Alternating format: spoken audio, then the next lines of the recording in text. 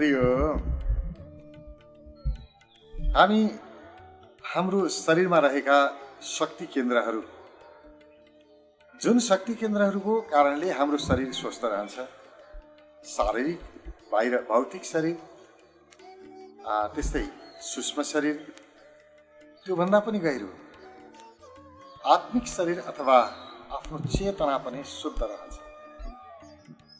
त्यो शुद्ध रहनको लागि हाम्रो शरीरमा रहेको, हाम्रो भौतिक शरीरमा जसले निर्माण गरेको छ पञ्चतत्व निर्मल हुनुपर्छ, कञ्चन हुनुपर्छ, पवित्र हुनुपर्छ। त्यसको लागि 7वटा चक्र सक्रिय रहनुपर्छ। यी चक्रहरू ठिक छैनन् भने पञ्चतत्वमा गडबडी आउँछ र यसले सिधा सिधा भौतिक शरीरमा र सूक्ष्म शरीरमा प्रभाव पार्छ र हामी शारीरिक मानसिक रूपमा अस्वस्थ भएको, कमजोर भएको अनुभव गर्छौँ। यसमध्येको यो तलबाट तेस्रो चक्र मणिपुर चक्र।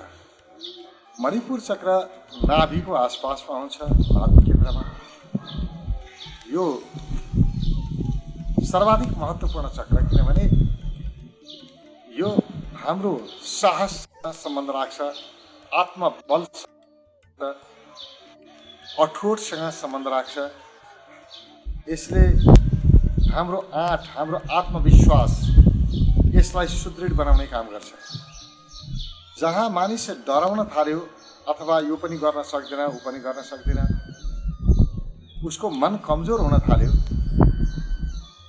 हरेक कुरामा डराउन अथवा भित्र डर लागिरहने, कुनै जोखिम उठाउन नसक्ने, आँट नआउने, साहस नआउने, गर्न सक्छु जस्तो नलाग्ने केही पनि, यो अवस्था मणिपुर चक्रको कमजोरीको कारणले हुन्छ। मणिपुर चक्र साहसको केन्द्र, आँटको केन्द्र हो। त्यसकारण यो कमजोर भयो कि आत्मबल कमजोर हुन्छ। हाम्रो आत्मबल, हाम्रो साहस मणिपुर चक्रमा टिकेको छ। अब यो साहस त सबैमा हुन्छ, बीज रूपमा सबैले लिएर आएका हुन्छ। मणिपुर चक्र जन्मिँदा कसैको पनि बिग्रिएको हुँदैन, सबैको स्वस्थ रहन्छ। हाम्रो आफ्नो क्रियाकलापले हामीले आफ्नो चक्र बिगार्ने हो। त्यसमध्येको यो चक्र बिगार्ने एउटा विषयमा हामी चर्चा गर्छौँ र यसलाई कसरी सपार्न सकिन्छ हाम्रो त्यसमा पनि हामी प्रयोगात्मक विधिमा पनि हामी प्रवेश गर्छौँ। सबैभन्दा पहिला यसलाई चक्र यो बिगार्छ कसरी? मणिपुर चक्र जुन साहस आँटको केन्द्र हो, हाम्रो आँटलाई त्यसले खाइदिन्छ, कमजोर बनाउँछ। हाम्रो साहस, हाम्रो आत्मबल, हाम्रो आत्मविश्वासलाई त्यसले कमजोर बनाउँछ। आफूप्रतिको भरोसा, आफैप्रतिको विश्वास, म गर्न सक्छु भन्ने आँटलाई कसले कमजोर गर्छ? यतातिर चाहिँ हामी जानुपर्छ, किनभने हाम्रा चक्रहरू हाम्रो जीवन हो। जसले चक्रलाई बुझ्यो उसले जीवन बुझ्यो। यो हाम्रो सम्पत्ति हो, आफ्नो सम्पत्ति हो। यसलाई कुनै धारणा मान्यतासँग जोड्न आवश्यक छैन। यो सत्य हो, जो छ त्यसको कुरा हो। नभएको कुनै काल्पनिक कुरा होइन। त्यसकारण यो अलिक महत्त्वपूर्ण, जसले हाम्रो आफ्नो मनोबल उच्च राख्छ, मनलाई बलियो बनाउँछ। त्यसको लागि यो चक्र प्रबल हुन जरुरी छ। र यो चक्र कमजोर भयो, डर लाग्छ। डर किन लाग्छ? हाम्रो मणिपुर चक्र कमजोर बनाउने सबैभन्दा ठुलो कुरा हो हामीले पाएको शक्तिको दुरुपयोग गर्नु। कुनै पनि व्यक्तिले शक्ति आर्जन गर्छ, शक्ति नपाउने व्यक्ति छैन। आफ्नो अनुसारको शक्ति प्राप्त गरेको हुन्छ र अरू शक्तिको आकाङ्क्षी हुन्छ मान्छे। अरू शक्ति प्राप्त गर्न लाग्छ मान्छेलाई, तर त्यो शक्ति प्राप्त गर्यो शक्तिको दुरुपयोग गर्छ। आफूले पाएको शक्ति जुन व्यक्तिले अरूको अहितमा प्रयोग गर्छ, अरूलाई दबाउनलाई, होच्याउनलाई, अरूलाई कमजोर बनाउनलाई, अरूलाई अपमानित गर्नको लागि आफूले पाएको शक्ति खर्च गर्छ, त्यो व्यक्तिको मणिपुर चक्र बिग्रन सुरु गर्छ। अब त्यो व्यक्ति डराएर हिँड्न थाल्छ। जहाँ पनि डर लाग्छ, भय हुन्छ। गैर कानुनी काम गर्छ। सम्पत्ति आर्जन गर्नको लागि जे पनि गर्ने, गलत कामहरू गर्ने, कानुन विपरीतको काम गर्ने। अब कानुन विपरीतको काम गरेर पैसा कमायो, त्यो त ठिक छ, उसले आफ्नो भलाइ हुन्छ, पैसा कमाएर राम्रो हुन्छ भनेर गरे होला, भयो होला। तर यहाँ कमाइ मात्रै हुँदैन। बुझ्नुपर्ने कुरा के भने सम्पत्ति मात्रै उसले कमाउँदैन, सम्पत्तिको साथमा डर कमाउँछ। इलिगल काम गर्ने, गैर कानुनी काम गर्ने व्यक्तिले पैसा कमाउला, तर पैसा मात्रै कमाए त ठिक थियो, पैसाको साथसाथमा उसले भय कमाउँछ, डर कमाउँछ, जसले मणिपुर चक्रलाई ध्वस्त बनाउँछ। एउटा गल्ती गर्यो, कसैले थाहा पाउला कि थाहा पायो भने के हुन्छ होला, गल्ती गर्न पाएको छैन, मन आत्तिन सुरु गरिसकेका हुन्छ, मनमा भय उत्पन्न भइसकेका हुन्छ। यो त आफ्नो खुट्टामा आफैले बन्चरो हान्नु हो। त्यसकारण हाम्रा ऋषिहरूले भने गैर कानुनी काम नगर। समाजको कानुन छ, धर्मले कानुन बनाएको छ, राज्यको कानुन छ, सबैको आफ्नो नियम विधि कानुन छ, त्यसलाई उल्लङ्घन नगर। आफ्नो नियम, आफ्नो आचरण, आफ्नो जुन दैनिक व्यवस्था त्यसलाई उल्लङ्घन नगर। जहाँ तिमी नियमलाई मिच्न थाल्छौ, गैर कानुनी भने नियम असङ्गत कामहरू, नियमलाई मिचेर काम गर्न थाल्छौ, त्यहाँबाट तिम्रो आत्मविश्वासमा क्षय हुन्छ, तिम्रो भित्रबाट एउटा साहसको क्षमता कमजोर हुँदै जान्छ र तिमी जेमा पनि डराउने एक प्रकारको रोगबाट तिमी ग्रसित हुन्छौ। त्यसकारण गैर कानुनी काम नगर है, आचरणमा बस, नियममा बस, नियम विपरीतको काम नगर, अनुशासित बन। हाम्रा ऋषिहरूले धेरै हामीलाई सिकाए, तर हामीले त्यसलाई धर्ममा लगेर जोड्यौँ। हामीले के ठान्यौँ भने यसरी आचरणमा बस्यो, नियममा बस्यो, अनुशासित भयो भने भोलि स्वर्ग पाइन्छ। भोलिको कुरा देखा जाएगा, बरु मलाई भोलिको स्वर्ग चाहिएको छैन भनेर हामीले छोडिदियौँ, किनभने यो टाढाको कुरा हो। होइन, भोलिको स्वर्ग या नर्क होइन, नियम विपरीत काम गर्ने मान्छेले आजको जीवनलाई नर्क बनाउँछ, अहिल्यै नर्क बन्छ। यहाँ टाढाको कुरै छैन। आफ्नो जीवन भयग्रस्त हुन्छ। जीवन कस्तो होस्, भगवान रामको जस्तो होस्। राम राज्य भनिन्छ नि, भगवान रामको राज्य कस्तो हुन्छ होला? राम राज्य। अब एउटा प्रश्न आउँछ, राम राज्य किन भने होला? राम राज्यलाई यति महत्त्व किन दिएको होला? कृष्ण राज्य भने भए हुन्थ्यो, विष्णु राज्य, नारायण राज्य भने भए हुन्थ्यो, शैव राज्य भने भए हुन्थ्यो। राम राज्य किन भनेको? रामको राज कस्तो हुन्छ होला? अब यसलाई हेरौँ ल, व्यक्तित्व हेरौँ, रामको व्यक्तित्व हेरौँ। त्यो अतुलनीय व्यक्तित्व, त्यस कसैसँग तुलना हुनै सक्दैन। रामको व्यक्तित्व जस्तो व्यक्तित्व कहिल्यै बन्यो बन्ने सम्भावना, त्यस्तो अद्वितीय प्रकारको भगवान रामको व्यक्तित्व बन्यो।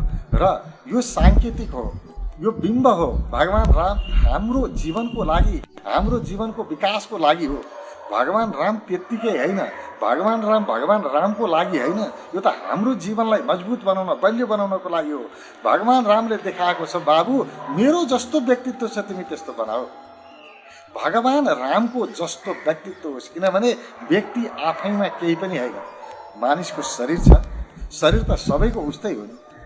शरीरभित्र जो छ त्यो चाहिँ बलियो हुनुपर्छ। मेरो शरीर मात्रै मैले बलियो बनाएर काम लाग्दैन।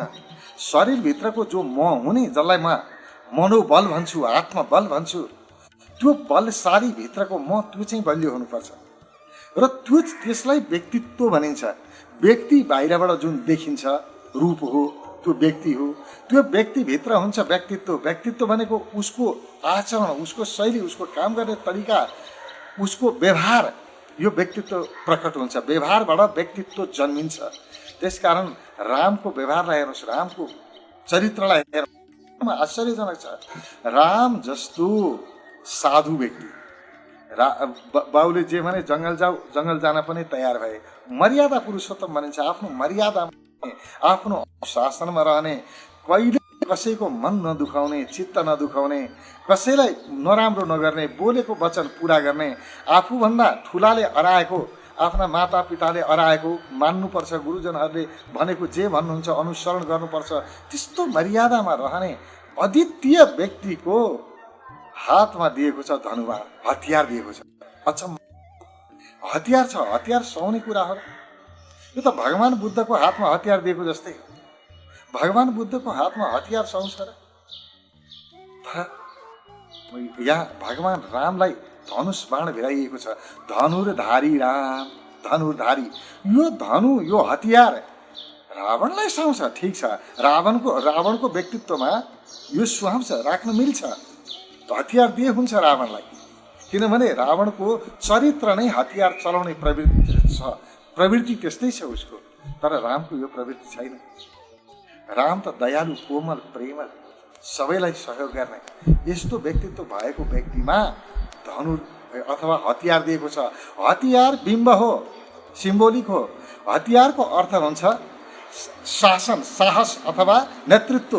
जसले हतियार लियो, हतियारको अर्थ हुन्छ राजा अथवा यो सरकार चलाउने व्यक्ति अथवा एउटा शासन गर्ने व्यक्ति। किनभने हतियार शासकसँग मात्रै हुन्छ।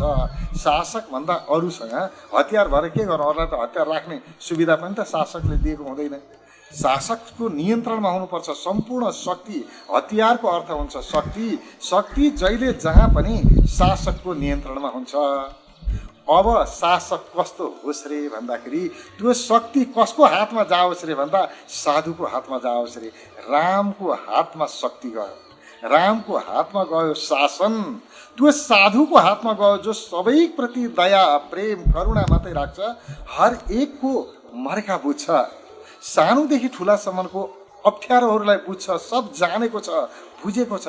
त्यस्तोको हातमा शक्ति जानुपर्छ अनि मात्रै राम राज्य हुन्छ।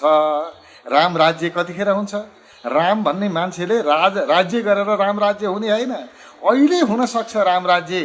ती दयालु व्यक्तिहरू जो जनताको लागि, अरूको लागि, जसलाई आफूले शासन गरिरहेछ, ती शासितहरूको सुविधाको लागि, उनीहरूको विकासको लागि, उनीहरूको खुसीको लागि, उनीहरूको शान्तिको लागि जसले काम गर्छ, आफूलाई पुरै समर्पित गरेको छ, आफूसँग भएको शक्तिलाई लोक कल्याणको लागि, अरूको हितको लागि जसले प्रयोग गर्छ, त्यहाँबाट राम राज्य प्रकट हुन्छ।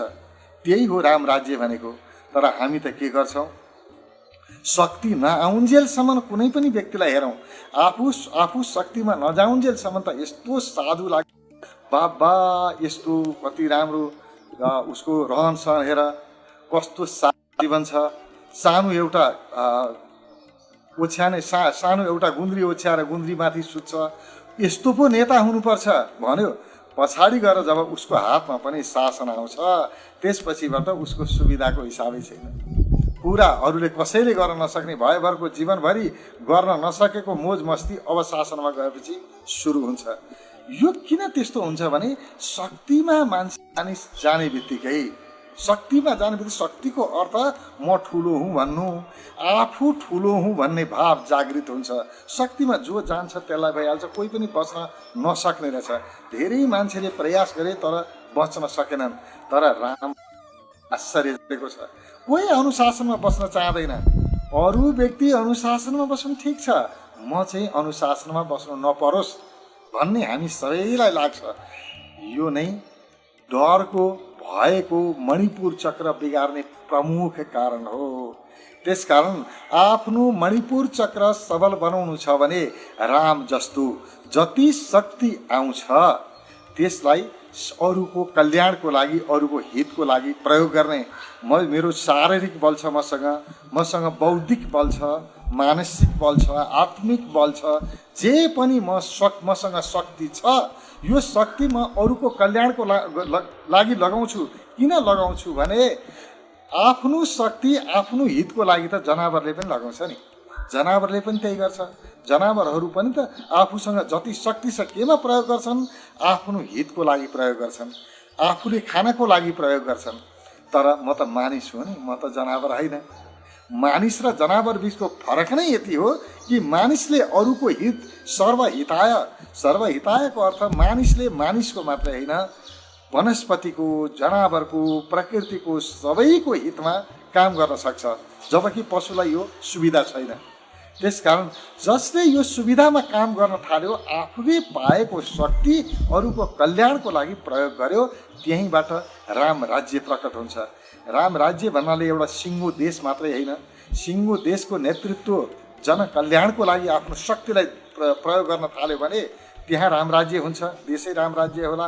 नभए भने घरको व्यक्तिले पनि आफ्नो व्यक्तित्व अरूको हितमा, परिवारको हितमा, समाजको हितमा आफूलाई समर्पित गर्छु, मेरो शक्ति लगाउँछु भनेर घरको नेतृत्वले सुरु गर्यो भने समाज राम राज्य जस्तो हुन्छ, परिवार राम राज्य जस्तो हुन्छ र आफ्नै हितको लागि पनि प्रयोग गर्यो जान्यो भने शरीर पनि राम राज्य जस्तो हुन्छ। जस्तो आफ्नो हित भनेको के हो? हामीले त आफ्नो हित भनेको आफ्नो कामनाको वासनाको हितलाई नै आफ्नो हित ठानेका छौँ।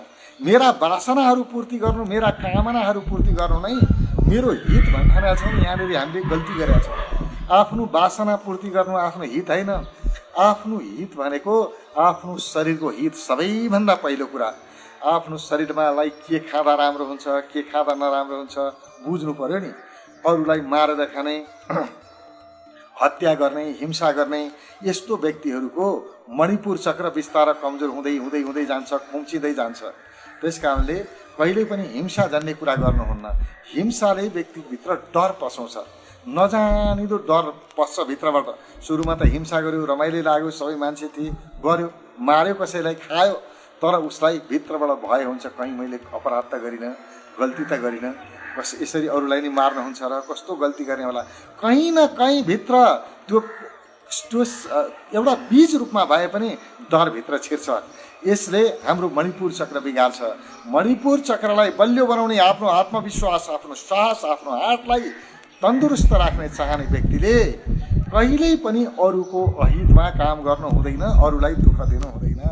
अरूलाई जसले दुःख दियो उसले आफू स्वयं दुःख पाउँछ। किनभने यो संसार कस्तो रहेछ भने बारी जस्तो, जे रोप्यो त्यही फल्छ नि।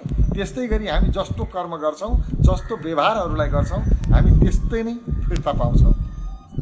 त्यस कारणले आफ्नो भित्री आन्तरिक शक्ति जगाउनको लागि आफ्नो व्यवहार परिवर्तन गर्नुको हामीसँग अरू विकल्प छैन। सर्व कल्याणको लागि काम गर्ने, अरूको हितको लागि काम गर्ने, चाहे जेसुकै होस्, चाहे जेसुकै होस्। र एउटा कुरा 100% ग्यारेन्टी लिएर के भन्न सकिन्छ भने जुन व्यक्ति अरूको हितमा काम गर्न थाल्यो त्यसले जीवनमा दुःख चाहिँ पाउँदैन, खान नपाउनु हुँदैन, दरिद्र हुँदैन, असम्भव हुनै सक्दैन। अरूको हितमा काम गर्ने व्यक्तिको कुभलो कहिल्यै हुँदैन हो। कति मान्छेहरूले चाहिँ अरूको भलाइ गर्दाखेरि पनि आफ्नो कुभलोको नराम्रो भएको पनि अनुभव गरे होलान्। त्यो चाहिँ किन भयो भने स्वार्थ राखेर गरे। अरूको भलाइ गर्दाखेरि पनि यति भलाइ गरेँ भने त्योभन्दा बढी मलाई हुन्छ कि हुँदैन फाइदा, त्यो फाइदा हेरेर चाहिँ गर्ने व्यक्तिहरूको चाहिँ त्यो गरेर पनि त्यो परिणाम देखिन्न। कारण त्यही हो। होइन भनेदेखि अरूको हित गर्ने मान्छेको कहिल्यै अहित हुनै सक्दैन, हुँदैन। यसले हाम्रो मणिपुर चक्रलाई बलियो बनाउँछ। मणिपुर चक्र बलियो बनाउने एउटै उपाय आफूले पाएको शक्ति, जुन शक्ति प्राप्त गरेको छ त्यो शक्ति अरूको हितमा लगाउने। अरूको हित भनेको आफ्नो शरीरको हित, गलत खानेकुरा नखाने, अनि त्यसपछि शरीरको हित उचित व्यायाम, उचित प्राणायाम, ध्यान इत्यादि गरेर आफ्नो शरीरलाई तन्दुरुस्त राख्ने। सबैभन्दा पहिलो सेवा आफ्नो शरीरको, दोस्रो सेवा आफ्नो मनको। जे गर्दाखेरि मन प्रसन्न हुन्छ, मन खुसी हुन्छ, त्यस्ता कुराहरू राख्ने। जस्तो हामीले भगवानका नाम संकीर्तन गऱ्यौँ, कीर्तन गऱ्यौँ, भगवानको नाम जप्न थाल्यौँ, अथवा भजन कीर्तन गर्न थाल्यौँ, या मन्त्र जप्न थाल्यौँ, या भगवानको पूजा पाठ गर्न थाल्यौँ। के हुन्छ त्यो गरेर? भगवान खुसी हुनु होला नहुनु त्यो आफ्नो ठाउँमा छ। आफू खुसी भइन्छ, आफ्नो हृदय गदगद हुन्छ, हृदय प्रेमल हुन्छ, भक्तिले भरिन्छ, मन आनन्द आउँछ। त्यस्ता व्यक्तिलाई कहिल्यै मानसिक समस्या हुँदैन, मनको समस्या हुँदैन। कुनै पनि व्यक्ति जो भगवानप्रति आस्तिक होस् र ऊ मनोरोगी होस्, असम्भव त्यस्तो हुनै सक्दैन। आस्तिकहरूलाई हेर्नुहोस्, सारा उनीहरूलाई कुनै बोझै लिँदैनन्। यो भगवानको लीला हो, भगवानले गर्नुहुन्छ। दुःख पाइयो भने पनि के गर्ने, कहिले गल्ती गरेको थियो होला, भगवानले दुःख दिनुभयो, केही छैन। सुख पाइयो भने पनि भगवानले दिनुभयो, हे भगवान तिमीलाई धन्यवाद।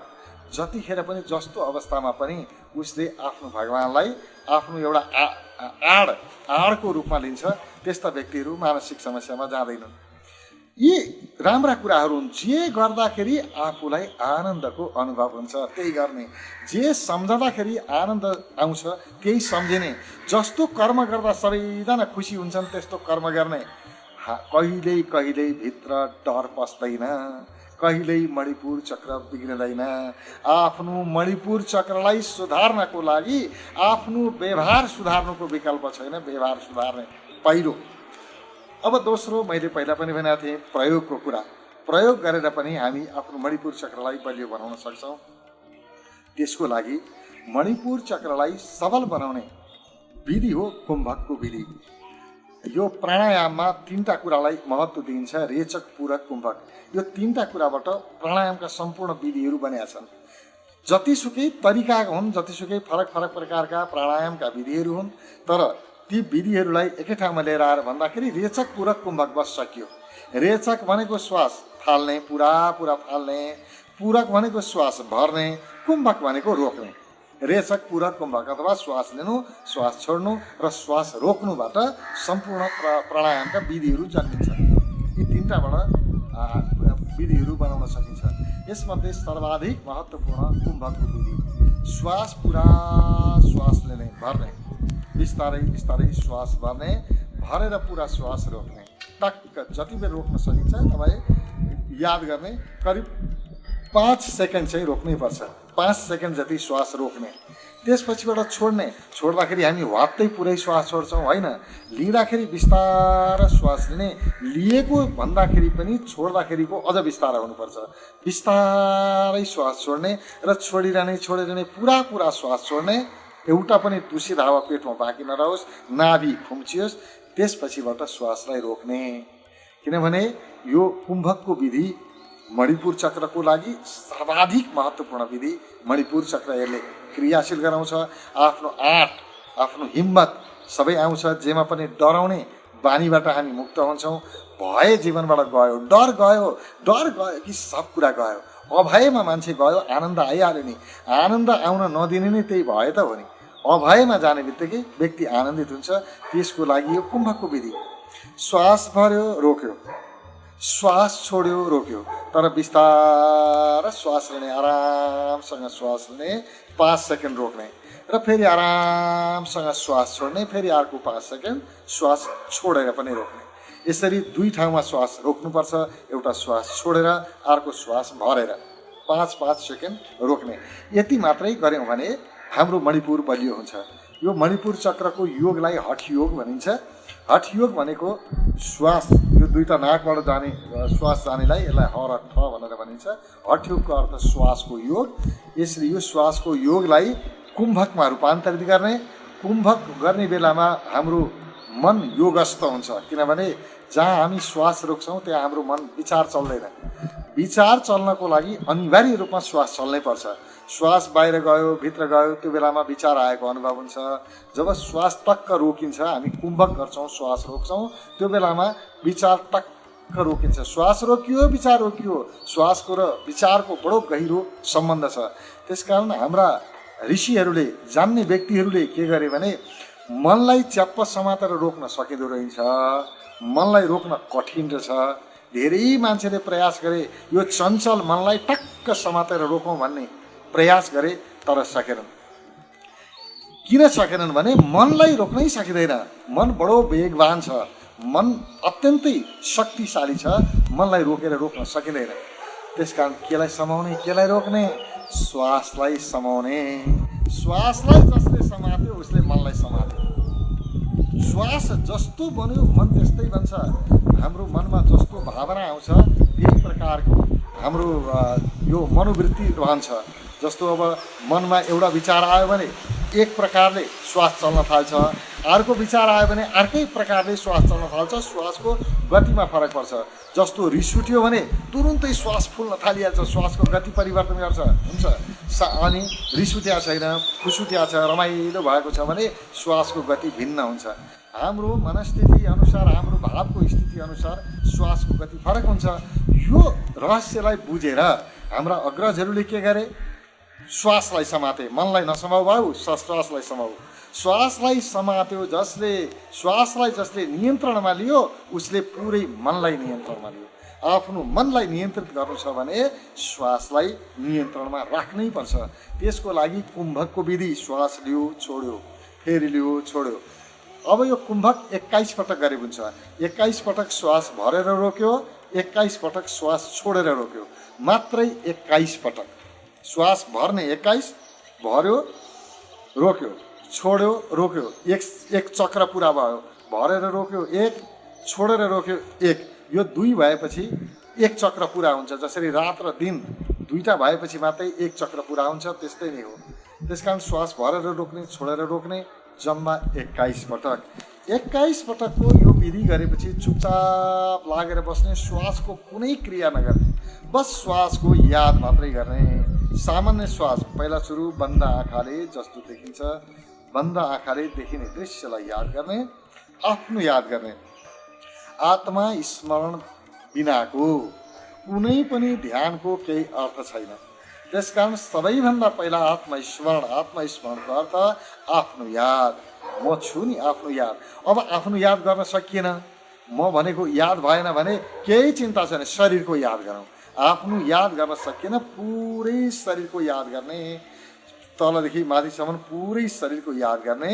अनि श्वास भित्र गयो, श्वास बाहिर गयो थाहा पाउने, पुरा ध्यान आफ्नो यादको साथमा है, शरीरको यादको साथमा आउँदै जाँदै गरेको श्वासको याद गर्ने। त्यसरी याद गर्दा श्वास गयो नाभिमा पुग्यो, श्वास बाहिर गयो नाभिबाटै बाहिर गयो, भित्र गयो श्वास नाभिमा, बाहिर नाभिबाटै गयो, पुरा नाभि क्षेत्रको याद गर्ने।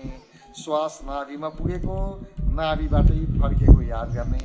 मणिपुर चक्रमा बत्ती बल्न थाल्छ, आफै बत्ती बल्छ र विभिन्न प्रकारका आँखा बन्द गरेर हेर्दा रङहरू देखिन्छन्।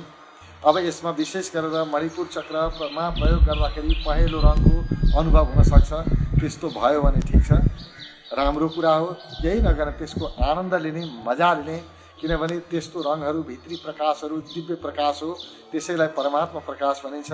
आन्तरिक कसैले त्यहाँ भित्र बत्ती बाले होइन। जस्तो यसमा सन्त कबीर भन्नुहुन्छ, बिन बाती बिन तेल महल भया उजियारा। अथवा भित्र बत्ती पनि बालेको छैन, बत्ती बाल्ने तेल पनि छैन, तर पनि भित्रको महल उज्यालो भयो, पुरै आफू भित्रको महल आफै उज्यालो भएको अनुभव हुन्छ। त्यो आत्मा प्रकाशको एउटा अनौठो प्रकारको अनुभव हुन्छ र त्यो बेलामा आनन्दको शान्तिको अनुभव हुन्छ। जति मणिपुर चक्रमा प्रयोग गर्दै गयो त्यति शान्तिको अनुभव र शक्ति शान्त व्यक्तिको हातमा हुनुपर्छ। अशान्त व्यक्तिको हातमा शक्ति पर्यो भने त्यो सबैको लागि विनाशकारी हुन्छ, त्यसले त सब बिगार्छ। त्यसकारण शक्ति जहिले पनि शान्त व्यक्तिको हातमा हुनुपर्छ। राम जस्तो व्यक्तिको हातमा शक्ति हुनुपर्छ, रावणको हातमा होइन। अशान्त व्यक्तिको हातमा शक्ति पर्यो भने रावणको जसरी विनाश भयो त्यसै गरी सारा जगतको, रावणको आफ्नो मात्रै विनाश भएन नि, उसका अघि पछि लाग्ने सबै मानिसहरूको विनाश भयो। त्यसै गरी अशान्त व्यक्तिको पछि लाग्ने मान्छेहरूको पनि विनाश हुन्छ। त्यसकारण जहिले पनि शक्ति आर्जन गर्नुभन्दा पहिला आफूलाई शान्त बनाउने र शान्त बनाउने निर्विकल्प विधि हो मणिपुर चक्रको ध्यान। श्वास भित्र गयो मणिपुर चक्रमा, श्वास बाहिर गयो त्यहाँबाट बाहिर गयो, श्वास यसरी पस्यो, आरामसँग बस्ने, शान्तसँग शरीरलाई स्थिर राख्ने, एकदमै सहज अवस्थामा बस्दाखेरि सहज हुनुपर्छ, अप्ठ्यारो हुनुहुन्न। सजिलोसँग गऱ्यो अनि भित्र श्वास गयो, नाभिसम्म पुगेको अनुभव, बाहिर श्वास गयो, नाभिबाट बाहिर गएको अनुभव। त्यसो गर्दाखेरि श्वासलाई आफूले लामो गहिरो नगर्ने, आफूले श्वास केही नगर्ने, जस्तो छ प्राकृतिक श्वास, प्राकृतिक श्वासको याद मात्रै गर्ने, अनुभव मात्रै गर्ने कि मेरो श्वास नाभिमा गयो, नाभिबाट श्वास फर्क्यो। यसले मणिपुर चक्र शुद्ध बनाउँछ, मणिपुर चक्र सक्रिय बनाउँछ। तर यो सक्रिय गराएर, मणिपुर चक्र सक्रिय गराएर जुन हामी आत्मविश्वास, जुन हाम्रो भित्रको आन्तरिक आँट जोस गर्न सक्छु भन्ने त्यो हिम्मत आर्जन गर्छौँ, त्यो हिम्मत यदि दुरुपयोग भयो, अरूको अहितमा प्रयोग भयो भने, अरूलाई अहित गर्न, अरूलाई दबाउनलाई, अरूलाई होच्याउनलाई, अरूलाई मार्नको लागि, अरूलाई सताउनको लागि प्रयोग भयो भने त्यही शक्ति, आफैले जगाएको शक्ति आफ्नै लागि अत्यन्तै हानिकारक हुन्छ। त्यस कारणले कहिल्यै पनि मणिपुर चक्र जगाउने व्यक्तिहरूले पहिलो काम आफूलाई व्यवस्थित गर्नुपर्छ, अथवा आफ्नो स्वार्थभन्दा माथि उठ्नुपर्छ। आफू मात्रै होइन, आफ्नो पनि कल्याण भइहाल्छ नि, तर आफ्नो कल्याण गर्दा अरूको अकल्याण होस् भन्नेतिर कहिल्यै दृष्टि दिनु हुँदैन। उसको पनि राम्रो होस्, मेरो पनि राम्रो होस्। सर्वहितायको अर्थ मेरो हित चाहिँ नगर्ने, अरूको मात्र हित गर्ने भने होइन। सर्वभित्र म पनि पर्छु नि, मेरो पनि हित होस्, उसको पनि हित होस्, उसले पनि जितोस्, मैले पनि जितौँ, उसको पनि कल्याण होस्, मेरो पनि कल्याण होस्। यो भावमा जसले काम गर्छ उसको जीवनमा राम राज्य घटित हुन्छ। धन्यवाद।